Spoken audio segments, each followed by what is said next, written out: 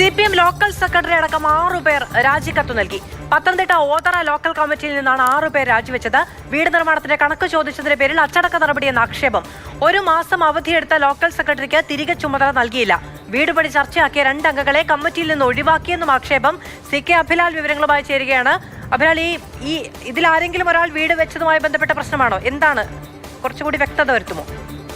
പാർട്ടിയുടെ തീരുമാനപ്രകാരം local committee fund സമാഹരിച്ച് പാവപ്പെട്ട കുടുംബാംഗങ്ങൾ ഒരാൾക്ക് വീട് വെക്കാൻ ശ്രമം നടത്തിയിരുന്നു.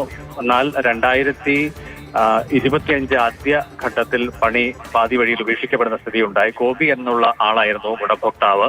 ഈ വിഷയത്തിൽ പണി നിർത്തിവെച്ച ഘട്ടത്തിൽ കണക്ക് അവതരിപ്പിക്കണമെന്ന ആവശ്യം ലോക്കൽ കമ്മിറ്റി യോഗത്തിൽ ചിലർ ഉന്നയിച്ചു.